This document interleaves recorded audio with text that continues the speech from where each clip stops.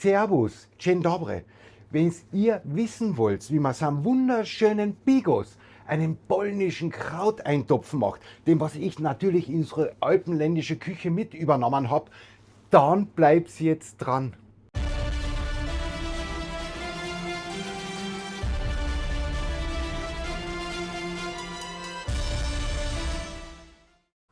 Servus, schön, dass ihr wieder dabei seid auf unserem Kanal bei Herbes Kitchen hier am Minigolfplatz in Kachel am See. Und zwar heute ein bisschen verschneit, und weil es gerade verschneit und wieder kalt ist, ich glaube, wir haben maximal draußen 7, 8 Grad und es hat gerade früher geschneit, dann haben wir gedacht, machen wir was Besonderes. Und zwar einen Bigos, einen sogenannten Krauteintopf. Und zwar, das ist wirklich ein polnisches Nationalgericht. Und durch das, dass die Theresa, meine Frau, eine Polin ist, liebe ich dieses Gericht sowieso. Und es ist früher durch diese K&K-Monarchiezeit auch ins Österreichische mit reingeflossen, weil früher war die K&K-Monarchie bis nach Krakau. Und natürlich hatten die Wiener und die alpenländische Küche das mit aufgenommen und als fester Bestandteil in ihre Küche integriert. So, was brauchen wir dafür? Wir brauchen natürlich einmal ein wunderschönes Spitzkraut, eine Karotten, eine Kartoffel. Dann brauchen wir ein Sauerkraut vom Fass. Das habe ich heute vom Bauernmarkt geholt. Also es ist wirklich ein Fasskraut. Wir brauchen einen Zwiebel, wir brauchen einen Tomatenmark, eine Lorbeerblätter, ein Kümmel, ein Majoran an Wacholder, etwas Paprika edelsüß. Dann habe ich da noch einen Ingwer und Knoblauch und natürlich ein bisschen Orangen- und Zitronenabrieb. Paprikawürfel, ich habe da noch ein bisschen ein Entenschmalz. Wenn ihr kein Entenschmalz habt, könnt ihr Schweineschmalz hernehmen. Wenn ihr kein Schweineschmalz habt, nehmt ihr Butterschmalz oder vielleicht sogar Olivenöl. Dann brauchen wir eine roh geräucherte Wurst. Das ist eine sogenannte Kielbasa, eine rohpolnische Wurst. Dann habe ich da ein gebökeltes, nur gebökeltes Wammerl, also einen Schweinebauch gebökelt. Dann habe ich hier vom Halsgrat und von der Schulter noch ein paar Frischfleischwürfel und ein bisschen an Hinterschinken. Ihr könnt aber einen Kassler auch hernehmen. Und wenn ihr die vegetarische Art macht, lasst das Fleisch weg und tut statt dem Fleisch zum Beispiel eine Pilze dazu und eventuell noch Sellerie und Lauch arbeiten. Dann könnt ihr das wirklich als vegetarisches oder sogar fast veganes Gericht machen. So, dann fangen wir mal an. Wir brauchen einmal jeden Fall hat Temperatur. Und da habe ich noch von meinem Tafelspitz habe ich eine wunderschöne Rinderkraftbrühe, nehmen wir nachher zum Aufgießen. So, jetzt müssen wir mal schauen, das Fleisch herrichten. Und zwar, da schneiden wir wirklich schöne, alles grob gehalten. Schöne Würfel, einmal von Schinken. Also wie gesagt, ihr könnt auch den Nackenkassler nehmen, also wirklich wunderbar. Und da könnt ihr genauso ein Wammerlfleisch hernehmen, ihr könnt auch Schulterfleisch hernehmen, ihr könnt einen Schweineschopf hernehmen. Das wird wirklich wunderbar. So, und da genauso. Lasst das richtig grob strukturiert. Fast so Art wie von der Größe her wie ein Gulasch. Und dieses Kombination von diesen verschiedenen Stücken Fleisch gibt dir eigentlich diesen optimalen Geschmack in unserem wunderbaren schönen Sauerkraut oder Krauteintopf, den sogenannten Bigos. Und die anderen Länder, überhaupt die K&K-Monarchie war sehr groß, die haben so viele schöne Einflüsse in unsere Küche gebracht, von pannonischen, von ungarischen, von tschechischen, von Balkan, natürlich auch von Polen und von Rumänien und von Ungarn. Also es wirklich, Österreich hat wirklich aus allen Füllen geschöpft und hat eine eigene österreichische Küche kreiert.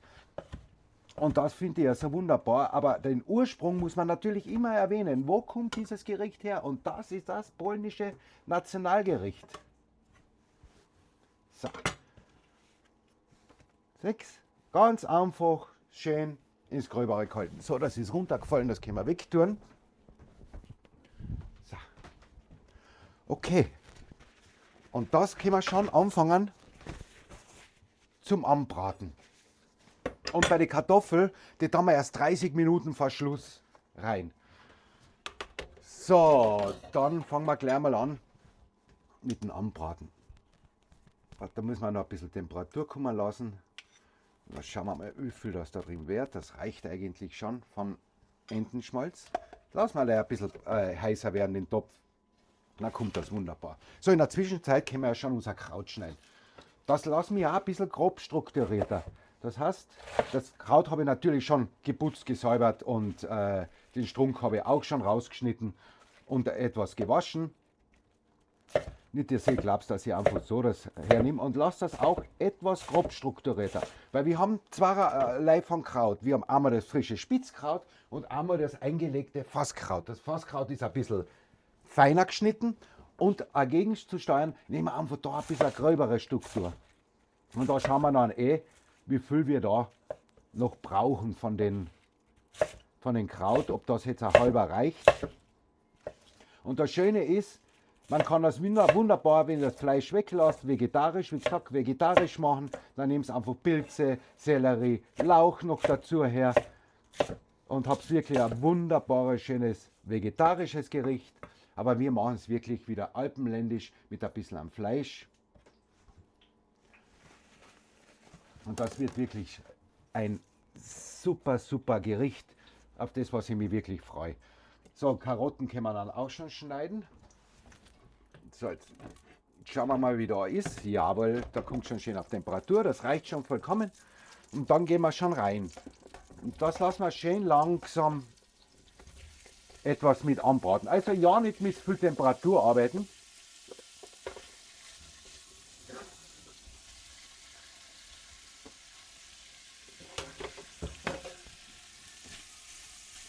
So, das lassen wir wirklich wunderschön kommen. Und schaut immer einen größeren Topf, gerade bei Eintopf und Schmargerichte, immer einen größeren Topf, nach unten ein bisschen mehr Fläche.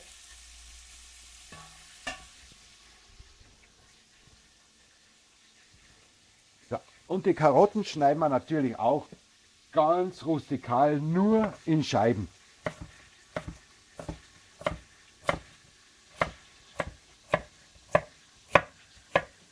Seht ihr? Einfach in Scheiben geschnitten, sodass das alles immer die gleiche Größe hat vom Fleisch und so weiter.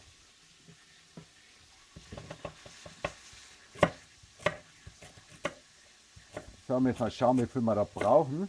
Ungefähr ein Drittel Anteil von den Spitzkraut-Karotten.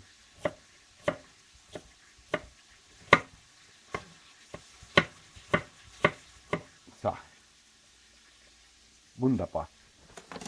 So, es ist wirklich so ein einfaches Gericht und es ist auch von Gemüse, von dem her eigentlich ein sehr, sehr günstiges Gericht. Man kann einen ganzen Topf machen und die ganze Familie hat da wirklich reichlich zu essen und man kommt da wirklich mit dem Einkauf, was jetzt da ist, wahrscheinlich so mit 20 Euro hin.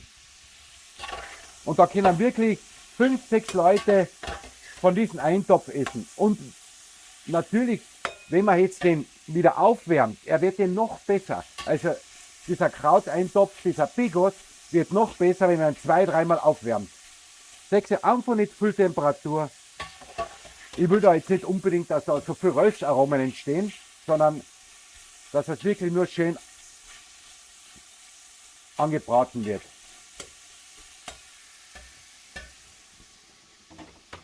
Jetzt können wir da mal auf die Seite tun. So, und da schauen wir jetzt nachher, wie viel wir da sind. Und ich habe da, ist nicht typisch, dass eine Paprika mit reinkommt in Bigos, aber ich habe das einmal probiert. Es schmeckt fantastisch. Es gibt so eine Fruchtigkeit und passt ganz gut zu unserem Paprika edelsüß dazu als Gegenkombination. Und natürlich das Sauerkraut, ich habe es einmal abgewaschen, damit es nicht so säuerlich ist. Aber es ist auch wieder ein Gegenpart, die Süße von den Karotten und vom Paprika zum Sauerkraut.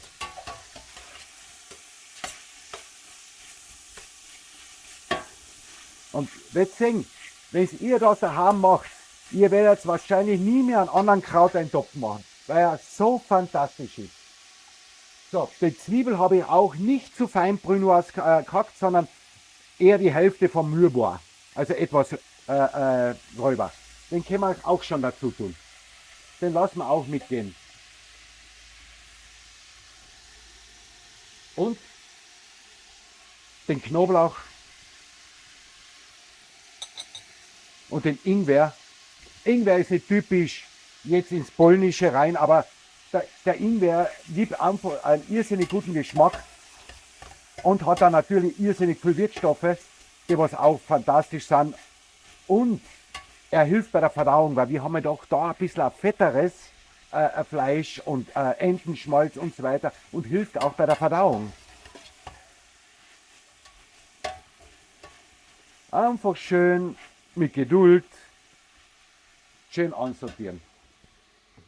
So, das können wir auch schon auf die Seiten einmal tun. Na, sehen wir, ob das Kraut nachher reicht, wenn wir das reintun mit dem Sauerkraut. So. Dann können wir da schon unseren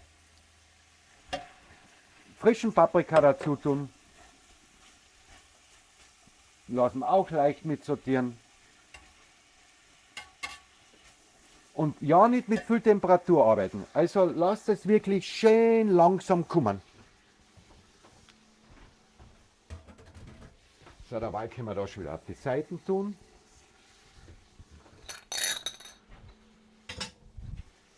Übrigens, wenn ihr kein Tomatenmark zur Hand habt und ihr habt frische Tomaten, könnt ihr auch frische Tomaten reinschneiden. Also schöne Würfel machen und frische Tomaten reintun oder auch Pelati, also die sogenannten San Marzano, die Dosentomaten. Einfach ein bisschen hacken und mit dazu tun.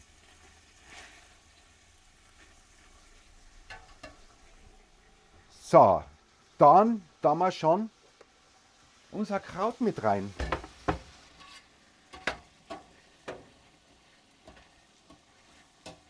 So. Und die Karotten.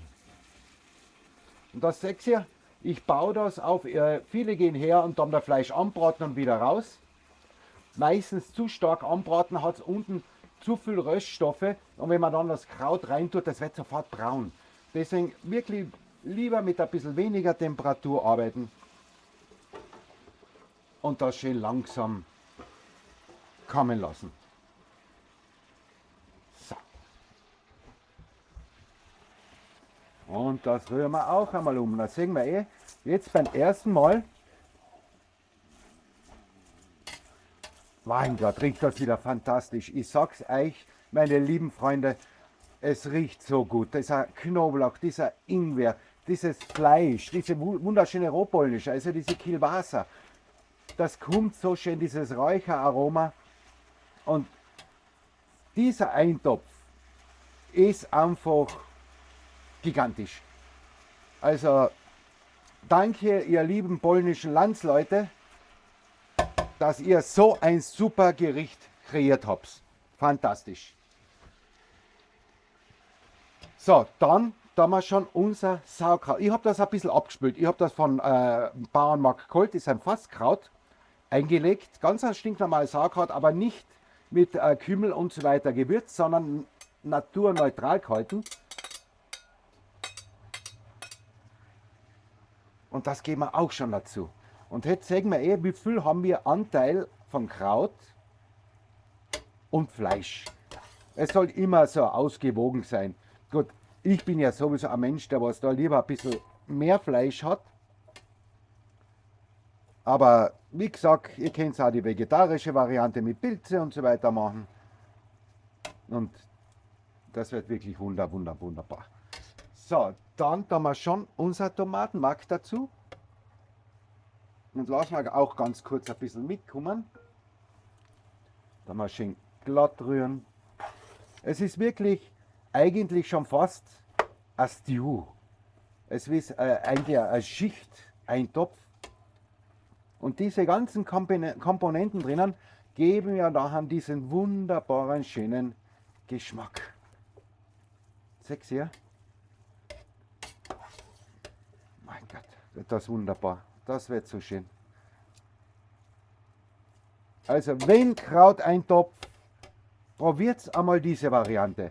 Ich glaube, ihr werdet nachher so schnell gar keine andere Variante mehr machen. Und das Komische ist, es ist ja fast in Vergessenheit geraten, weil die jüngere Generation kennt das nicht mehr. Die sind eher schon mehr auf die moderneren Sachen. Und die ältere Generation kennt es noch, aber wahrscheinlich haben sie es auch vergessen zu machen, weil sie Angst haben, dass vielleicht die jüngere Generation das nicht mag oder nicht isst. Aber, wie gesagt, einfach einmal probieren. Dann können wir schon hergehen und paprizieren. Paprizieren, aber nur leicht. Da brauchen wir nicht so viel. Weil wir haben ja einen frischen Paprika ja drinnen. Und die Tomatenmark und so weiter. Jetzt schauen wir mal, wie viel das wird. Also es soll jetzt in dem Sinn kein Gulasch werden. Oder es Zegel in der Gulasch, sondern es ist ja ein Kraut, ein Topf. Und da reicht einfach ein kleiner Teil von Paprika. Es geht ja nur um die Geschmacksunterstützung. So, dann können wir schon weitermachen. Und zwar, ich habe wieder draußen von meinem Garten Lorbeer. Bei getrockneten Lorbeer die Hälfte. Bei frischen Lorbeer könnt ihr ruhig mehr reintun. Dann Kümmel im Ganzen. Ihr könnt auch, wenn ihr den Ganzen nicht mögt, könnt ihr einen Kümmel gemahlen hernehmen. Aber Kraut und Kümmel, das passt einfach so perfekt zusammen. Dann habe ich hier ein bisschen Majoran gerebelt. Ich habe leider keinen frischen Majoran gekriegt, weil sonst hätte ich einen frischen Majoran hernehmen.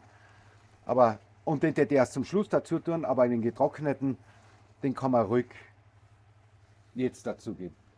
Dann ein paar Wacholderbeeren, weil das passt zu Kraut perfekt. Einfach ein paar Wacholderbeeren mit rein. So, 7, 8, 10 Stück auf diese Menge. Und ich habe da ein bisschen Orangen und Zitronenabrieb. Das ist wieder meine, die Frische, was ich dazu reingebe. Das ist im Original alpenländischen oder in normalen Bigos ist das nicht drinnen. Aber das können wir ruhig noch alles dazu tun. So, und das lassen wir jetzt schön mitkommen. Und der Krauteintopf muss dann wirklich mindestens eine Stunde, muss der schön langsam vor sich hin köcheln, bei niederer Temperatur. Und dann 30 Minuten, bevor der Eintopf fertig ist, tun wir noch eine Kartoffel mit drunter rein. Ist im Polnischen auch nicht original, dass man die Kartoffel drunter rein tut, weil da tut man die Kartoffel meistens extra dazu oder macht dann Kartoffelstampf und tut den extra dazu. Aber ich mag das ganz gern, wenn nachher der Kartoffel ein bisschen eine Bindung und eine Sämigkeit abgibt. So, das war jetzt der ganze Ansatz von unseren Bigos, von unserem Krauteintopf, alpenländisch. Und jetzt da wir da mal ein bisschen aufgießen mit unserer Rinderkraftbrühe und schauen wir mal. Ihr könnt es auch noch mit Weißwein ablöschen. Aber durch das, dass ich ja Sauerkraut hergenommen habe, brauche ich keinen Weißwein. Aber wenn ihr nur das frische Kraut nehmt, könnt ihr ruhig hergehen und mit einem Weißwein ablöschen. Und da gesagt, ich tue da nur ganz leicht ein bisschen Chilisalz dazu. Ganz leicht, weil der Speck und die Würstle geben ja auch noch ein bisschen ab. Und dann ganz leicht, um den Sauerkraut ein bisschen gegenzuwirken, tue ich ganz leicht ein bisschen an Zucker dazu. Damit da die Säure ein bisschen gegengesteuert wird. So, da können wir ruhig noch mehr reintun von der Brühe. So, da den schön sauber schwemmen. Das sehen wir. Und wenn es zu wenig sein sollte, könnt ihr immer noch ein bisschen nachgießen. Also man muss ja immer wieder umrühren. Und wenn es zu wenig sein sollte, könnt ihr immer wieder mal nachgießen. Und da hat der Herbie wieder mal gekleckert. Das mag er ja überhaupt nicht, wenn da angespritzt ist. Aber ihr kennt es mir mittlerweile, ich habe immer meinen Lumpen da und das muss gleich wieder sauber gewischt werden. Ich mag das einfach nicht, wenn da so angepotzt ist. Ich habe immer gern einen sauberen Arbeitsplatz. So. Aber es ist halt so, dass es spritzt. Aber das macht ja nichts. Dafür hat man ja einen Lumpen und dann geht man wieder drüber. So, das da mal jetzt schön runterputzen. Und das lassen wir jetzt wirklich einmal mindestens auf kleiner Temperatur so 50, 60 Minuten köcheln. Und dann sieht man wie weit es generell ist. 30 Minuten vor Schluss müssen wir nachher noch die Kartoffeln mit runter reingeben. Ihr könnt auch die Kartoffel extra machen, schöne Salzkartoffel, Stampfkartoffel oder Petersilienkartoffel und könnt den auch extra dazugeben. So, und das lasse ich jetzt einmal einköcheln. Und was tut der Herbie wieder? Natürlich entweder vom Bierbichler, was ich geklaut habe, die runden Blech, oder da tue ich das Blech auf. Weil ich liebe das einfach. Erstens verschließt das gut und zweitens, ich kann da oben da immer etwas rauflegen. Zum Beispiel jetzt meinen Murser. Den lege ich jetzt da oben drauf und habe ihn immer wieder zum Umrühren. So, jetzt lassen wir das wirklich schön vor sich hin köcheln. Mindestens einmal 50 Minuten. Danach da mal die Kartoffel dazu.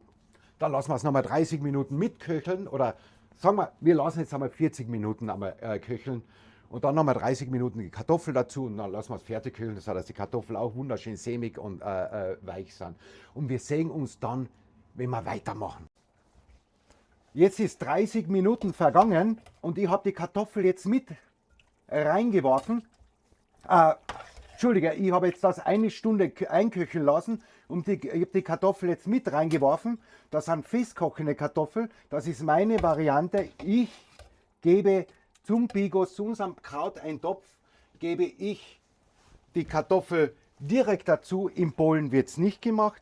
Ich gebe es direkt dazu. Das gibt mir eine Sämigkeit, es gibt eine Bindung und die Kartoffeln können wirklich wunderbar auch das Aroma mit aufsaugen von diesem ganzen Kraut und der Wurst und dem Fleisch und dem Gemüse und natürlich den Gewürzen.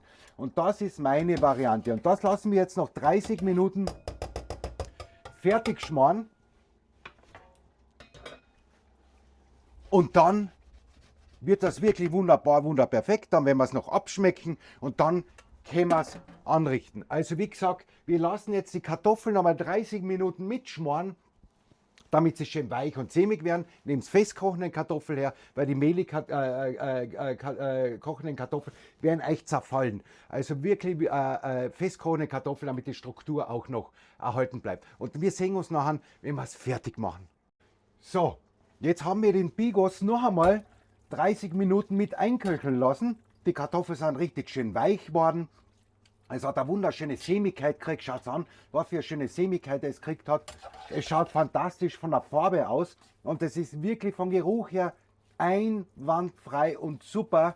Also wirklich, schaut wirklich sehr gut aus. Und jetzt müssen wir es abschmecken. So, da holen wir einen Löffel. Jetzt schmecken wir mal ab, ob noch irgendetwas fehlt.